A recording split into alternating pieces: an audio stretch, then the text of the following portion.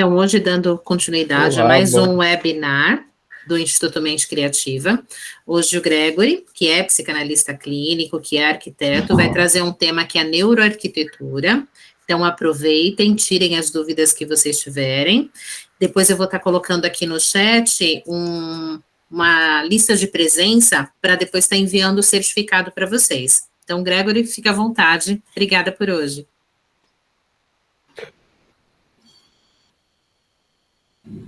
Disse, eu sou arquiteto por formação, né? E também tenho a formação na psicanálise. E alguns conhecimentos, a parte de neuroarquitetura, e que eu vou explicar um pouquinho mais para vocês.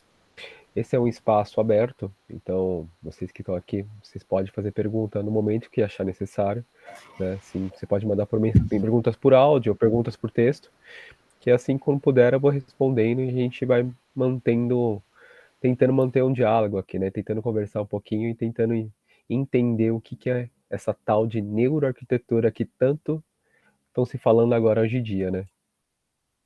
Vocês já ouviram falar sobre a neuroarquitetura? Algum de vocês? Já conhece? Sabe o que é? Não, nunca vi falar. Rosemary, você sabe o que é? Não. Nunca ouviu falar sobre arquitetura? Não. E assim, o que você acha que é a neuroarquitetura? Vixe. Aqui eu dei umas quatro deixas aqui para a gente entender um pouquinho, né? Neuro, né, quer dizer de mental, né? Então provavelmente alguma coisa a ver com mental, né? E arquitetura, né, ao mesmo tempo. A neuroarquitetura, ela vai tratar do bem-estar, né? Do bem-estar dos espaços, das nossas moradas, entender como que funciona essa questão do ser humano e seu espaço físico, né? Eu acredito, assim, na minha filosofia, que nós somos constituídos de algumas moradas, em escalas diferentes. Planeta, né, onde que nós habitamos, nossa morada, que é a nossa casa, nosso bairro, né, uma morada menor, que é os vizinhos, nossa casa, né, uma outra morada, que é nosso espaço, nossa casa mesmo, por si só. Entramos por nossas moradas internas, que é nosso corpo, nossa mente e nosso espírito. Somos diversas moradas, né? E a neuroarquitetura, ela entende exatamente isso, que existem as nossas moradas e existem os espaços que precisam ser compartilhados, então precisam de harmonia, de amor, de compaixão, né? O Feng Shui é uma das tradições filosóficas mais conhecidas, né? Todo mundo provavelmente deve ter ouvido falar sobre Feng Shui em algum momento na vida, né? E o Feng Shui, em si só, ele explica muita coisa, é o início, mas não é o todo. Ele ainda deixa muitas lacunas abertas, né, que precisam ser sanadas, né? Com o passar do tempo, a gente tem o Vastu Shastra, né, que ali é um similar ao Feng Shui, mas ele tem a ver muito mais com a cultura indiana. Então ele vai falar sobre os espaços das nossas casas, né? Como a gente deve viver, como a gente deve ter nossas moradas, mas por um olhar indiano, que vai estar influenciado pela cultura indiana, diferenciando do chinês, que está influenciado pela cultura chinesa. Depois, com a era das ciências, né? Com a explosão das todas as formas de ciência, surge a psicologia da forma. A psicologia da forma vai começar a fazer estudos, né, analisar alguns estudos comportamentais em relação aos espaços, né, como a gente vivencia o espaço, o que é o espaço para a gente, o que a gente precisa para ser mais produtivo ou não, né? E isso está muito em alta hoje em dia. E uma nova linguagem está surgindo que são a constelação de ambientes, que tem a ver muito com a própria constelações, né? Que a gente, entre famílias, né? Mas de ambiente, que é interpretar os espaços na nossa casa, entender que são os funcionamentos do espaço da nossa casa. Isso tudo começa lá na época pré-histórica, né? Vamos falar assim do antes da agricultura, quando o indivíduo começa a ter sua relação com a morada. Até então, todo mundo vivia solto, livre na floresta, né? Aquela harmonia total, todo mundo feliz, se divertindo, a mãe abraçada com o filho ali sentado na pedra, o pessoal brincando no lago, aí come uma fruta na árvore. Ninguém, todo mundo não tem casa, né? Não tem vizinho, não tem nada. Todo mundo é amigo, todo mundo é feliz naquele espaço. Conforme a gente foi criando um certo apego pelo local de morar, né, o local que a gente estava mais habituado, ali que tinha mais proximidade, claro, das árvores, que com frutíferas e animais que a gente pudesse caçar mais próximo, né, porque a gente era meio preguiçoso, a gente não queria muito ficar andando o tempo inteiro, né. A gente acaba começando a criar a cultura de fazer o cultivo dos nossos próprios alimentos, cultivar nossas plantas, cultivar nossos grãos, para poder começar a agricultura e começar também a domesticação dos animais, né? Então a gente vai começar a trabalhar com os animais que eram mais dóceis e vão começar a cuidar ficar junto com a gente para poder ter menos trabalho até. Com essa relação, o entender de casa, né, muda totalmente. Assim, o que era a casa para mim em relação à floresta, aquele espaço enorme, pensa no indígena, que tem a necessidade de uma demarcação enorme, porque ele considera a casa dele aquele espaço. Porque aquilo tudo ali, para mim, ele é espaço, não existe uma casa ali. A casa dele é aquela floresta. Então, se você está invadindo aquela floresta dele ali, você está invadindo a casa dele. É a mesma sensação que tem quando a pessoa invade a sua própria casa. Ele começa a entender na mente dele que aquele espaço da casa dele é o espaço mais fechado, né, da família dele, da agricultura dele. Então ele trabalha ali para o suprimento da família dele, da casa dele, né. E também começa a surgir várias questões mentais de ansiedade, né, porque aquele cara da agricultura, ele começa a trabalhar exaustivamente durante todo o ano, tentando acumular algumas quantidades de grãos, né, para poder dizer: "Olha, eu tenho bastante grãos, vou poder descansar depois". Mas isso é um caminho sem fim, porque você está sempre correndo atrás, correndo atrás, correndo atrás, e esse momento de descansar nunca chega, né. Pode-se dizer que é ali uma dos complexos de ansiedade começa naquele momento, né, aquela necessidade de querer juntar grãos, e aí chega uma enchente e acaba com tudo, leva tudo embora. Agora eu vou passar um videozinho para a gente entender como que essa relação da natureza com o homem, como ela evoluiu.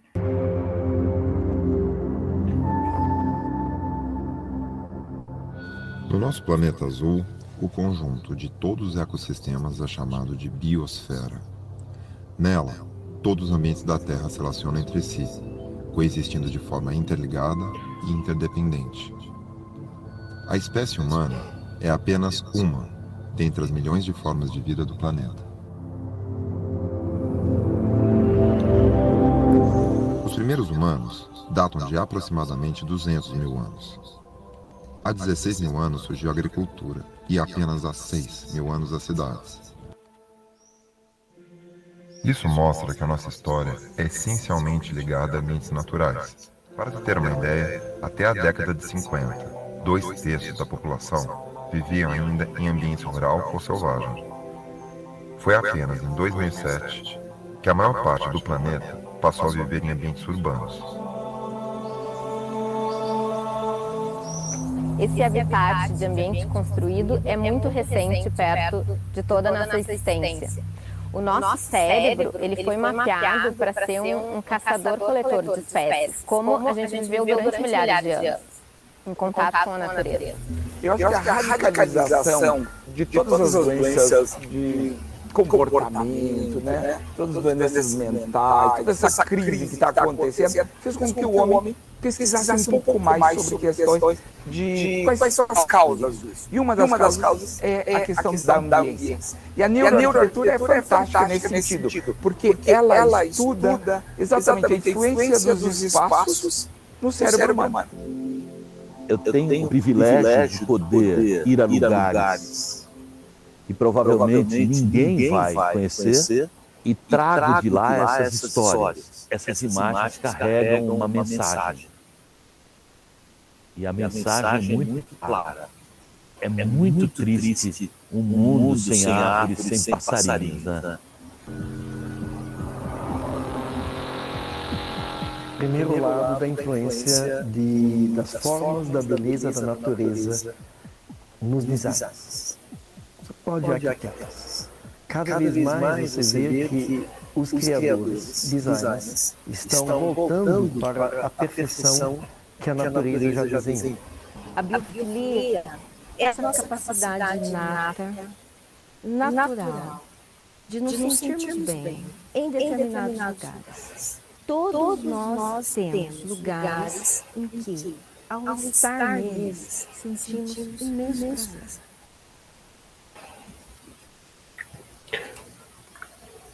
Então, para a gente entender o quanto a gente ainda é ligado com essa questão da natureza e quanto a natureza ainda vive dentro da gente, né? Influenciando na nossa forma de pensar, né? Porque nossa forma de pensar, ela tem a sua ordem natural e sua ordem imaginária, né? E tudo que é fora influencia tanto quanto aquilo que é dentro, né? Foi sendo assim, a casa influencia tanto na gente como a gente influencia na casa, né?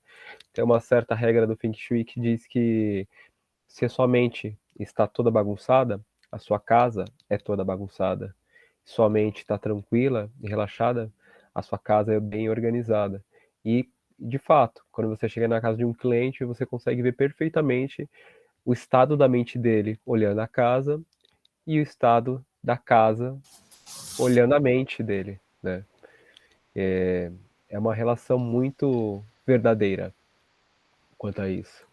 Mas, voltando ao nosso assunto e o início desse pensamento, né, do surgimento dessa forma de pensar em relação à morada, né, nosso sistema de pensamento ele tem dois pontos: as ordens naturais e as imaginárias. Natural, o que seria natural? O relâmpago é natural, o rio é natural, as árvores são naturais, a radioatividade é natural. Você sabe que aquilo ali vai fazer mal para sua saúde. Você pode até não acreditar que existe radioatividade. Você não enxerga a radioatividade, mas ela existe, independente de você acreditar ou não. Ela é uma ordem natural. A ordem imaginária.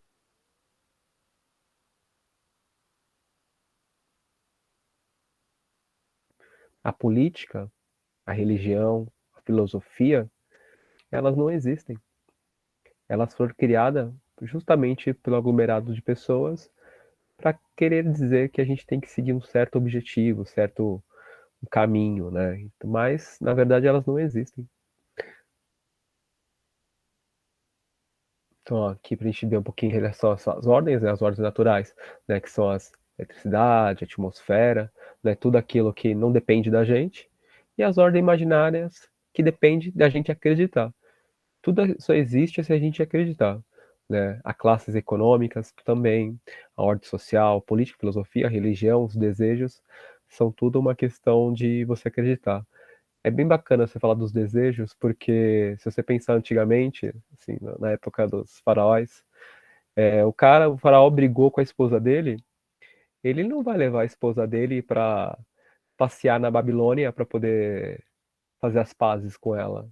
Ele vai construir uma pirâmide, né? A forma de ele demonstrar o amor dele seria construindo uma pirâmide. Hoje você construiria uma pirâmide? Não, porque a ordem imaginária mudou. A ordem dos desejos são outros, né? Então depende muito do que você acredita ou deixa de acreditar para isso acontecer ou não. Também a gente é passível de percepções, né? Daquilo que é quente, aquilo que é frio, aquilo que é molhado, que é seco, né? E entramos naqueles 4 elementos que vão falar sobre o Feng Shui, Vastu Shastra, qualquer tipo de filosofia energética vai falar. Elemento água, elemento fogo, ar e terra, que é necessário precisa desse equilíbrio, né? E foi nesse momento que a gente começou a ter esse primeiro contato com essas percepções e sentindo, olha, isso aqui é mais quente, isso aqui é mais frio, isso aqui é gelado, isso aqui é molhado, isso aqui representa algo para mim, mas precisamos dos todos, né? Sem o todo a gente não consegue ter um equilíbrio. As primeiras escolas que começaram, né, são os primitivos, que começaram lá no início a trazer primeiras ideias de neuroarquitetura, né? Foi o Feng Shui e o Vastu Shastra, como eu já te comentado no início. O Feng Shui do seu lado chinês, né, com toda a sua tradição e sua cultura chinesa, e o Vastu Shastra com toda a sua cultura e tradição védica, que é o lado indiano, né? E o mais engraçado de tudo, Eles falam a mesma língua, praticamente, existem alguns pontos diferente um do outro, mas é como se eles falassem a mesma língua e nunca tivessem conversado entre eles, porque entre a China e a Índia, naquela época, existe uma grande montanha que é a Cordilheira do Himalaia.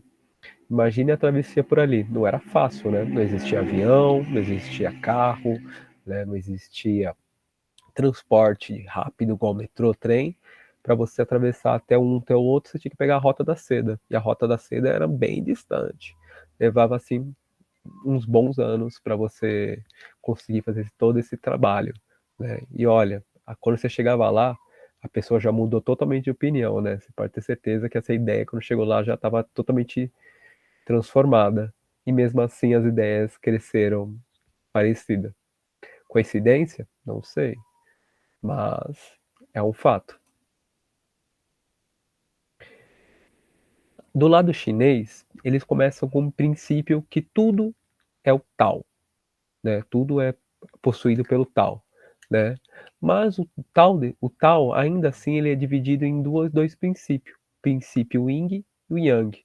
O Yin, tudo aquilo que é escuro, passivo, molhado, feminino, né? E o Yang, tudo aquilo que é luz, quente, seco, o fogo, a energia, o masculino. Percebe-se que a ideia do fogo, do masculino e feminino não quer dizer sexo masculino, sexo feminino, mas sim um princípio, né? Uma ideia de princípio, de emoção, de racionalidade, né? Que vai muito além do nosso corpo físico, né? E essa ideia que nasce do taoísmo, né? Da ideia do taoísmo, ela surge muito antes do cristianismo, e o cristianismo fala como que foi o início da nossa construção. Através de Deus, do nada, cria-se os espaços e cria-se Adão e Eva, o princípio masculino e o princípio feminino, né? Enfim, de um lado usou o espaço do homem, o corpo, né? E de outro lado um princípio energético, né? Masculino e feminino, que eu acho que é um pouco mais sábio se olhar para esse lado. Do lado indiano, eles não falam Yin e Yang, eles falam Santi e Shiva, que também é a mesma coisa. O princípio, né, energético de Shiva, e Shiva pode ser o deus Shiva, mas também ele é o princípio energético Shiva. E Santi, que eles funcionam igual uma... Todo mundo já deve ter visto aquela relação do símbolo da medicina, que é aquela cobrinha subindo, que a gente apresenta que fala que é a Kundalini, né? Quando os dois se encontram, eles encontram a perfeição, né? Que é um lado é o Shiva e o outro lado é o Santi, entrando em contato para trazer a perfeição, né? O equilíbrio completo. Para a gente entender, quando a gente fala que, né, entre os dois existia um obstáculo real para aquela época, o obstáculo era real mesmo. Preste atenção só nesse pequena muralha, que é a principal muralha do mundo, né, que faz a divisão, né? Não era fácil atravessar, né? Esse lado de cá, daqui, tá a Índia, né? E o de lado de lá tá a China, né? Para você passar por aqui não era uma coisa simples e fácil para se levar pensamentos, se falar opiniões, discutir ideia, como a gente faz hoje pela internet, rapidamente. Entrando pelas ordens científicas, e isso surgiu na era mais científica, como o próprio dito, que quando você começa a pegar essas ideias, esses princípios, assim, as pessoas, antigamente a gente tinha muito do achismo, né? A gente, isso vai funcionar de tal forma, isso funciona de tal forma, mas não se existia a verdade científica, porque não tinha um estudo em cima. Quando começam as ordens científicas, elas começam a pegar aquelas verdades que as pessoas achavam e começam a ensaiar em laboratório e confirmar que aquilo é verdade ou mentira, né? Até então, o Feng Shui ele era baseado em quê? Eu falo para você, essa casa aqui não vai dar certo, não, né? Por conta disso, disso, disso. Mas ainda assim não tinha um achismo. Um exemplo, todo mundo já deve ter visto um comércio perto de casa que não vai para frente. De jeito nenhum aquele comércio vai para frente. Você passa anos e anos e anos, você vê que vai mudando o estabelecimento, muda o que ele faz, mas mesmo assim ali não vai para frente. O que acontece com aquele espaço? Será que é os empreendimentos que não vão para frente ou é o espaço que existe algo ali que que não casa, né? Que a energia não dá.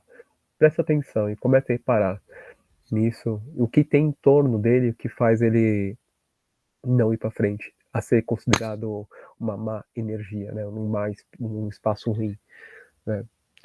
Esse é é o princípio da ciência, o princípio do Feng Shui é esse, de observação, de enxergar, ver os efeitos sutis da energia sobre o design, sobre a arquitetura, sobre os espaços, né? Nessa ordem científica, a gente vai ter 4 caminhos que eu vou trazer hoje, mas existem outros estudos, mas eu acredito que esses 4 são os principais sobre o pensamento da neuroarquitetura, que ajuda muito na construção e na ideia de um espaço de qualidade positiva ou negativa, enfim. Que é a ideia da Gestalt. Não sei se você já ouviu falar da Gestalt, alguém já ouviu falar sobre a Gestalt? A prosêmica, a semiótica e a ergonomia, né? A Gestalt vai falar sobre a forma, né, a psicologia da forma. A prosêmica, a relação de espaços, né? Então, assim, o quanto você é confortável, o quanto você não é confortável com certos espaços e por que você é confortável em certo espaço. Um detalhe da prosêmica, todo mundo já teve aqui num espaço público, no metrô ou numa fila de banco, e tinha uma pessoa que te observava, ficava te olhando assim o tempo inteiro e aquilo te incomodando? Essa é a relação da prosêmica, relação de espaços, que identifica, que entende que nós temos certas membranas externas, que como se a pessoa estivesse invadindo o nosso espaço, estivesse além do nosso espaço. Mas o nosso espaço não é só esse aqui, existem outros espaços. E mesmo que a pessoa não esteja tocando em mim, eu me sinto incomodado, eu me sinto agredido pela outra pessoa, né? Porque eu não permito que ela esteja tão próxima de mim, mesmo ela estando longe. E aí que entra a prosêmica. A semiótica, ela é a ideia dos signos. Não signos, astrologia. Também, né? Sim, é um signo, mas a construção de certos elementos que como eles representam pra gente. Um sofá é um signo muito importante para dentro de uma casa. É um elemento prioritário na construção de uma casa, porque amigos, festas, diversão, assistir um filme. Existem milhões de coisas que você vai fazer no sofá. O sofá se torna um símbolo. Então, quando você tem uma casa, você quer ter um sofá, você quer ter uma geladeira, você quer ter certos elementos, porque aquilo são signos para você. E a ergonomia, que surge ali depois da Revolução Industrial, justamente para produzir mais, né? Que a ergonomia, a princípio, ela servia justamente só para você conseguir manusear máquinas e equipamentos de forma mais eficiente.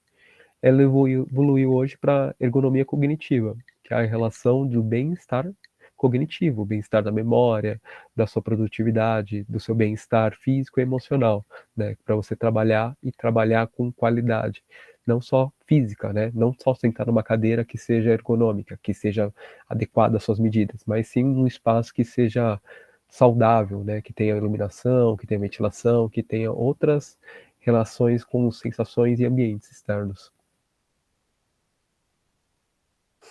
Aqui é um exemplo da Gestalt. Aqui, se puderem me responder, o que vocês veem nessa imagem? Vocês vê 3 bolas ou um triângulo aqui no meio? Na verdade, só tem 3 bolas, né? Mas nosso cérebro, ele tem um triângulo. Mas esse triângulo não existe, né? A verdade é essa. Nem o círculo existe. Existe uma bolinha com um chanfro aqui cortando ele. Mas meu cérebro só consegue ver o triângulo. Ele só consegue ver o vazio, né? A ideia do yin yang, o vazio e cheios. Para existir tudo, precisa ter um e ter o outro. Sem um, sem o outro, você não consegue ter nada, né? Se você tivesse aqui tudo branco, não teria nada, não teria nem o triângulo. E se eu tivesse tudo preto também. Mas eu precisei dos 3 para poder visualizar o triângulo. Essa é uma imagem clássica. Sim, umas pessoas vão ver um jarro aqui no meio, outras 2 pessoas quase se beijando, né?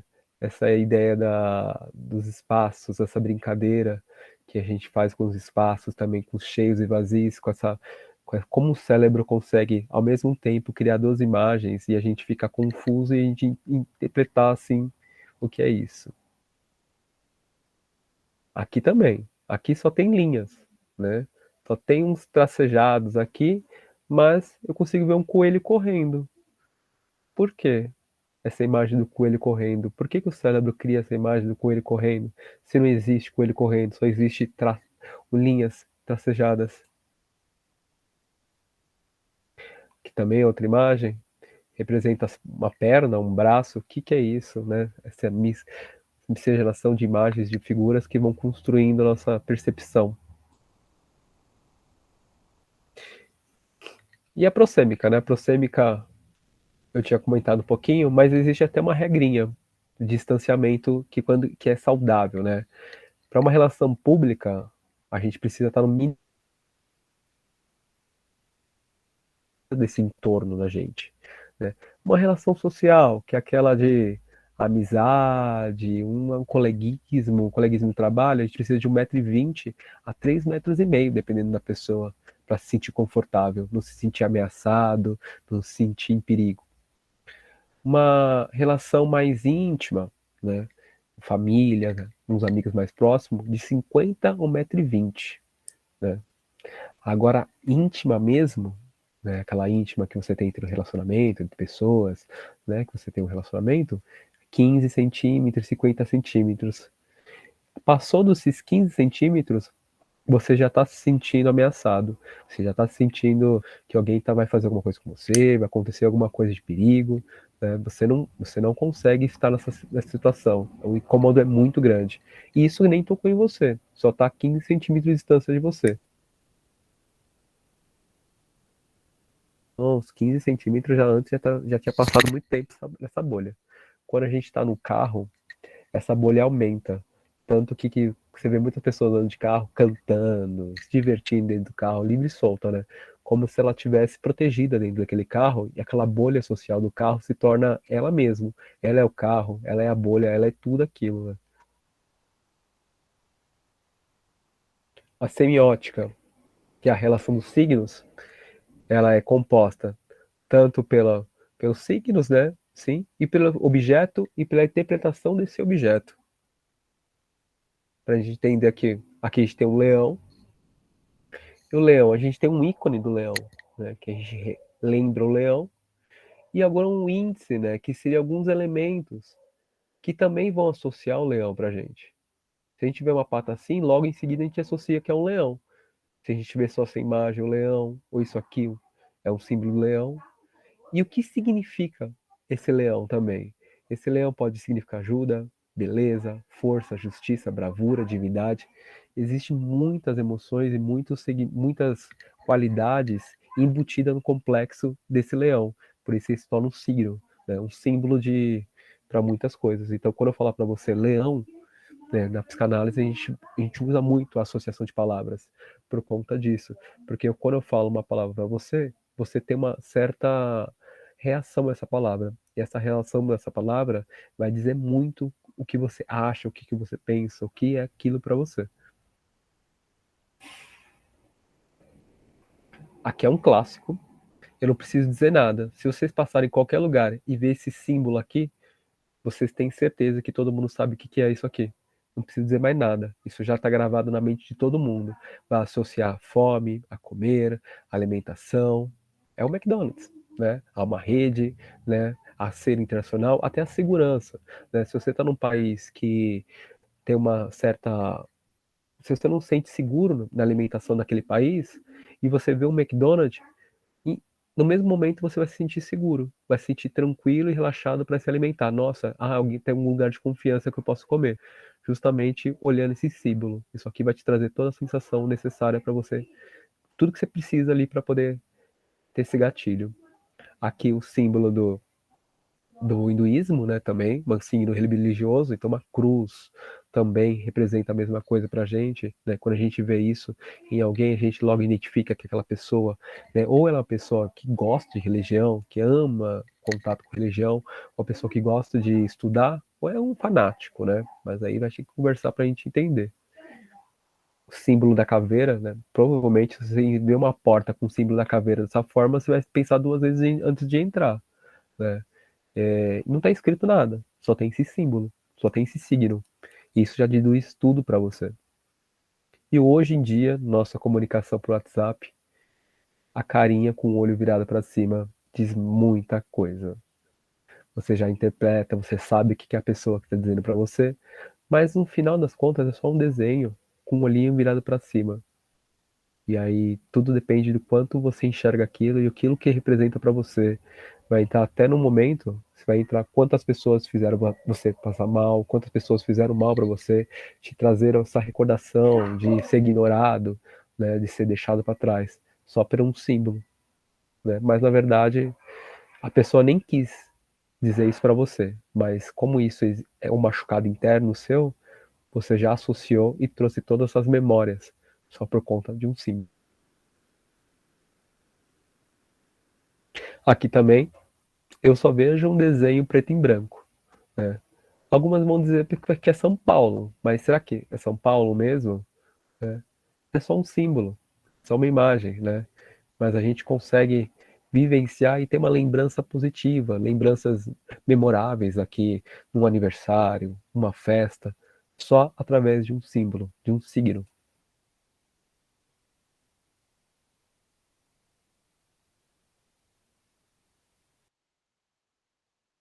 De os edifícios, você consegue já identificar essa cidade e também ter projeções, lembrar de filmes.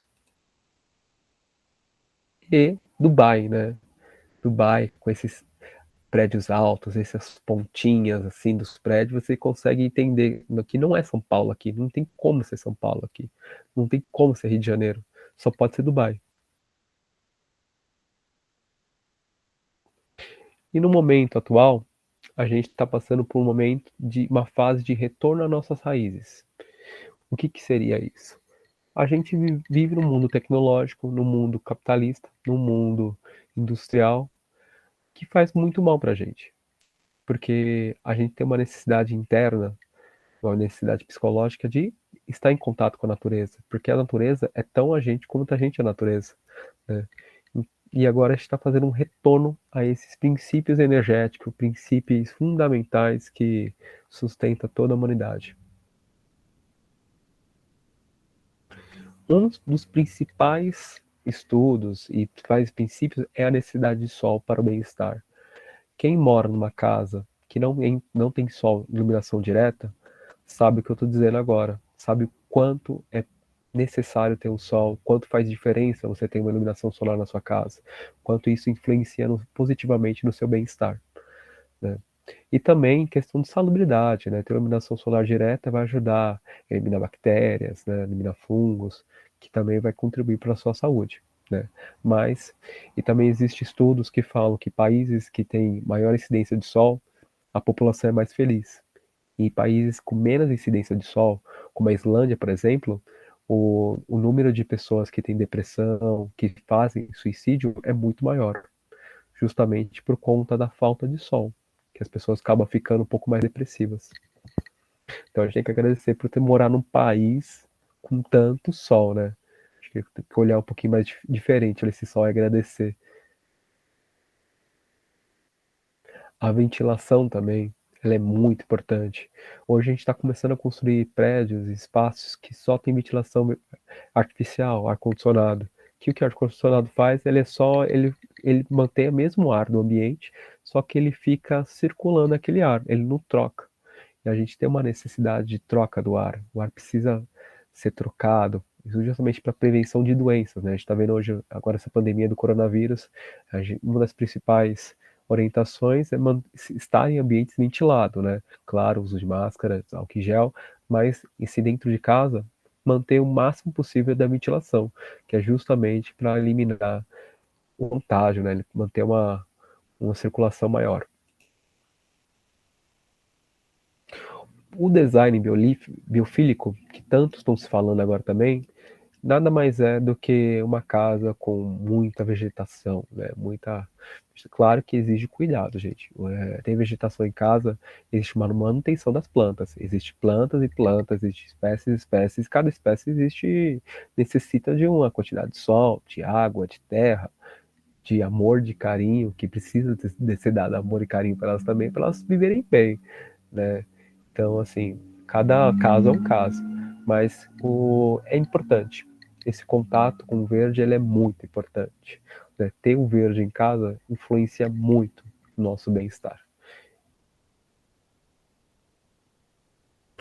A casa cromoterapia, né? Que também, assim, as cores, elas não são mais nem, as pessoas hoje que acreditam que hoje não tem nem mais dúvidas que realmente as cores influenciam, seja positivo ou negativamente, no nosso bem-estar, né? Existem estudos que falam, né, que falam, a gente vai colocar, somente na arquitetura, que existem uns ensaios que a gente coloca os materiais, né, dentro de um espaço controlado de iluminação e consegue avaliar se essa cor esquenta o ambiente ou esfria de verdade. E sim, as cores esquentam mesmo o ambiente, de verdade. Esquentam mesmo, não só emocionalmente, mas também fisicamente, né? Provavelmente alguém já saiu com roupa preta num dia de sol e sabe que esquenta de verdade uma roupa preta, né? Porque o preto, ele é a ausência de cor, né? Onde tem preto, não tem luz, então ele absorve todas as cores, né? E o branco, ele é o excesso de cores. Então, quando a cor bate nele, ele repele a cor, né? Por isso que o branco ele é mais fresco, né? Existem estudos também que falam que se a gente pintar os telhados de branco, já diminuiria o impacto na atmosfera mesmo, né? O nosso ecossistema melhoraria muito, porque a gente estaria refletindo os raios de sol, né? Não estaria absorvendo os raios de sol. E agora a tecnologia trouxe até os chuveiros com cromoterapia, né? Deve ser uma delícia. Você já foi tomar um banho com essa luz que vai trocando de cor e já vai trabalhando isso para você. É o verde trazendo um pouquinho mais de tranquilidade, de paz, relaxamento. O azul para quem está com aquela dor de cabeça, né? Precisando dar aquela dormida à noite. E o vermelho para acordar logo cedo, né? Precisa de disposição, precisa de vigor. Já toma aquele banho com a luzinha vermelha e já corre para o trabalho, né? Com disposição total. Eu trouxe tanto do Feng Shui, falei tanto Feng Shui, e existem umas regras, que são esses 9, vamos se dizer assim, 9 pilares, né, da casa. Não faz muito sentido eu pegar essa planta e dizer para você, cortar ela em pizza, e dizer para você, ó, aqui tem que ficar isso, aqui tem que ficar aquilo aqui, isso aqui, isso aqui. Faz sentido nenhum, porque esse baguá, esse desenho aqui, tem a ver com a cultura chinesa, não com a nossa. A nossa é totalmente diferente. A construção da nossa casa, como pode ver aqui embaixo, ela não é em forma de círculo, né? Ela não é desse formato, então ela nunca vai bater. Eu vou dizer para você que sua prosperidade não vai dar certo porque o banheiro está aqui, mas não faz sentido, porque o banheiro podia estar aqui, e aí quer dizer que não vai dar certo por conta disso? Não. Seu banheiro pode estar na prosperidade, seu banheiro pode estar na família, no relacionamento, que não quer dizer que não vai dar certo. É o seu olhar sobre esse espaço que dá certo ou não dá certo. Na verdade, o nosso mental influencia muito mais nos espaços do que mesmo uma regra de Feng Shui. Um olhar sério sobre o espaço, sobre essa qualidade, vai pensar: eu preciso, dentro da minha casa, de um espaço para cultivar minha família, para receber a minha família, para jantar com a minha família, almoçar com a minha família. Eu preciso de um espaço que eu olhe e lembre dos meus antepassados, que eu lembre da minha mãe, do meu pai, né? Na minha casa, focado, tá determinado, que eu possa construir um melhor para minha família. Na minha casa, eu preciso de um espaço para meus amigos, que eu possa recebê-los, que eu possa ser acolhedor com meus amigos, que vai ter muito a ver com as áreas sociais, com a área da sala, que também vai ter muito a ver com a área da família, né, que vai ter muito a ver com a área do relacionamento, né. A área da criatividade ou dos filhos tem a ver com o nosso criar, nosso desenvolver. A gente precisa de uma mente tranquila e aberta para poder ser criativo. Você, quando você está com muita tensão, muito estresse, você não consegue ser criativo. Não existe espaço para criatividade. A criatividade, ela só acontece numa mente relaxada e tranquila.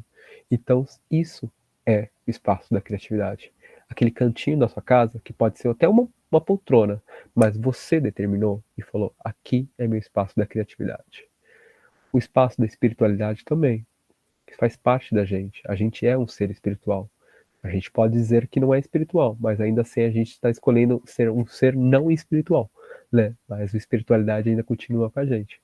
Então, para que tentar fugir dela? Aceita a espiritualidade e vivencia isso. Tem um espaço para você mentalizar a sabedoria, porque espiritualidade nada mais é do que filosofia e sabedoria. O sucesso, quando a gente fala sucesso, ele é um sucesso pessoal. Eu determinar na minha casa o que é o sucesso, é olhar e lembrar o que é sucesso para mim. Eu posso dar um print nessa tela aqui e dizer, hoje é um dia de sucesso para mim, porque eu tive a oportunidade de poder abrir e trazer um pouco do meu conhecimento para vocês. Isso é um sucesso só meu. Isso é uma lembrança só minha. É só eu consigo ativar isso, né? Para você pode ser o momento da sua formatura, pode ser o momento da sua festa de 15 anos, pode ser seu casamento. Isso é sucesso, aquele momento que você teve em êxtase, teve assim no teu ápice, no teu momento de maior alegria. Isso é sucesso. É recordar esse momento, recordar e ser grato por esse momento. Quando a gente ativa o sucesso na nossa casa, a gente já está ativando esse gatilho, né? Esse signo de sucesso. Esse espaço é isso. A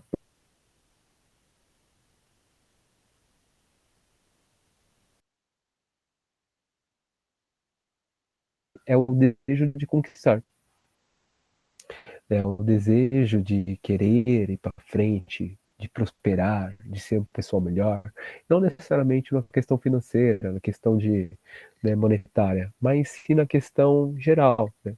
Ter uma prosperidade na saúde, na família, nos amigos, ter amigos prósperos.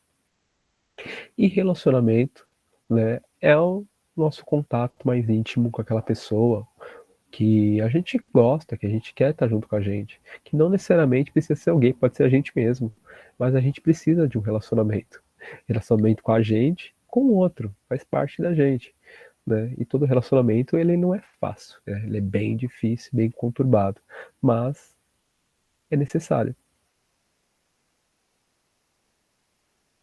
No Vastro Shastra, né, que eu comentei um pouquinho, ele tem um olhar para casa, né, é um pouquinho diferente. Eles vão olhar a partir da astrologia védica, né? A astrologia védica divide a casa dessa forma, um pouquinho diferente do Bagua. E a partir daí, a gente vai pegar o mapa astrológico de todos os familiares e vai espelhar na casa. Então aqui tem uma família que eu trouxe para vocês, um exemplo de um cliente, e a gente vê uma concentração enorme de planetas aqui nessas casas, né? E o que quer dizer isso? Por que que essa família tem tanto planeta, né, tanta concentração nessas casas, nesses espaços, né? Na casa 5, na casa 7, na casa 9.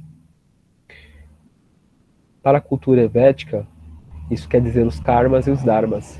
Essa família, ela vai passar por alguns traumas, algumas questões em relação ao casamento, em relação à espiritualidade, à filosofia, ao pai, em relação ao trabalho, à prestação de serviço. Isso são certas karmas e dharmas que tem na vida da pessoa. O dharma é o caminho, né, a direção, né, o princípio básico. O karma já não é positivo e negativo o karma. O karma é uma lição, é um aprendizado, né? Então assim, se você lutar contra seu karma, ele sim vai se tornar um negativo, porque aquilo vai se tornar muito difícil de você controlar, vivenciar.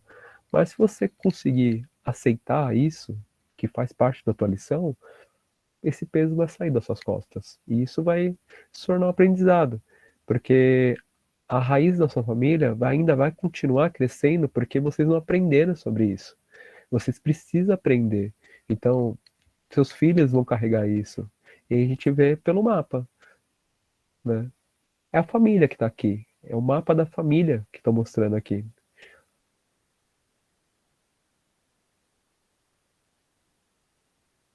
E também eles vão falar sobre os elementos, né? A gente tem os 4 elementos que eu tinha comentado lá no comecinho, né? Que eu vou te explicar um pouquinho da parte emocional, como funciona, e a gente vai ver através dessa família quais são os elementos que vai ter mais predominante nessa casa e quais não tem. Por exemplo, aqui, né, a união da casa vai ter 28% de terra, 22% de água, 17% de fogo, 33% de ar, né? Se a gente fosse falar em equilíbrio, obviamente deveria ter 25% em cada um. Mas, se a pessoa fosse equilibrada, ela não teria aqui, né? Não teria necessidade de estar encarnando, estar aqui vivenciando, estar trabalhando aqui nessa terra, né? Afinal, ela já estaria equilibrada, né? O fato de não ter equilíbrio que ter é justamente os caminhos que você deve seguir. Você sabe que você tem um certo domínio sobre o elemento ar, porque você tem 66. Mas enquanto elemento terra, você não manja nada. Você não sabe nada, você tem que aprender muito sobre, com isso aqui.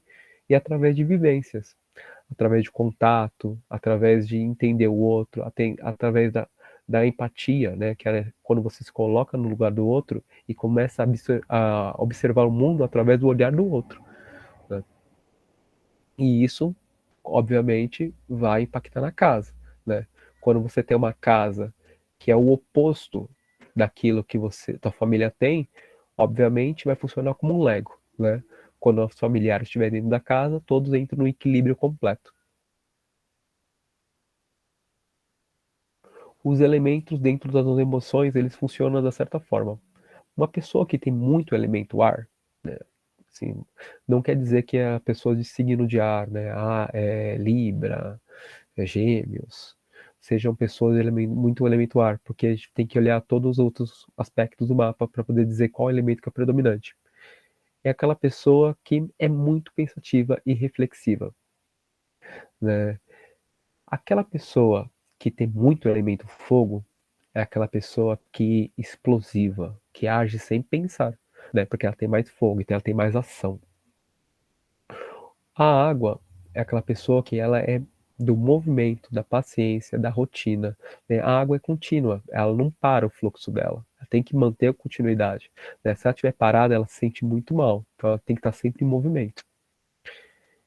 E a terra é aquela pessoa que precisa estar com praticidade, sentir prazer, ter recompensas, porque ela está muito ligada às sensações, né? As sensações de prazer, principalmente, e desprazeres, né? Quando você trabalha o equilíbrio, você tem que desenvolver aspectos que vão trazer o lado positivo, o negativo todos esses elementos dentro da psique da pessoa, né? Dentro do emocional, que é quando você tem que entender primeiro quem é você, o que é o positivo em você, o que é negativo, o que você tem que trabalhar em você e o que você não precisa, e depois dentro da sua casa, né? Como uma forma de contrabalanceamento, né? Você começa cuidando de uma morada e vai cuidando da outra, vai cuidando da outra. Daqui a pouco você está ajudando todo mundo no planeta a se tornar um planeta muito melhor. E para finalizar, o futuro do lar é como a gente amamos ele, né? Não tem uma regra, né? É a gente paixão, compaixão, nosso lar, né? Não é uma casa que tá feia, que é negativa. Não é uma parede que tá mofada, que é negativa. Não é isso que vai trazer sua casa ruim ou sua casa boa. Na verdade, a influência mental, ela é muito maior do que a influência desses aspectos. Não é o fato de você estar com uma torneira vazando que vai deixar a sua economia mais baixa, né? Vai deixar você mais pobre. Na verdade, vai deixar, né? Porque você vai gastar mais água, obviamente, você vai ficar com a economia mais baixa, né? A gente precisa refletir sobre os espaços, refletir sobre a nossa casa. O banheiro, que é sempre muito comentado. O banheiro, ele é um espaço de limpeza, um espaço que você descarrega tudo aquilo que nosso corpo não precisa mais, seja fisicamente e emocionalmente, né? Porque tudo que é igual, tudo que é fora é igual a dentro. Isso torna ele nocivo. Por isso que ele se torna nocivo, porque é um ambiente não muito salubre, né? Precisa de uma manutenção, precisa de um amor, precisa de um carinho, precisa de ser cuidado e olhado de formas diferentes, né, sobre esse espaço. Principalmente porque ele é um espaço de limpeza.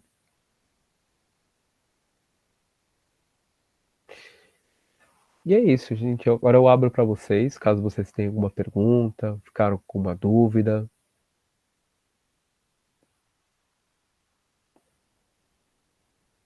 Queiram compartilhar alguma coisa.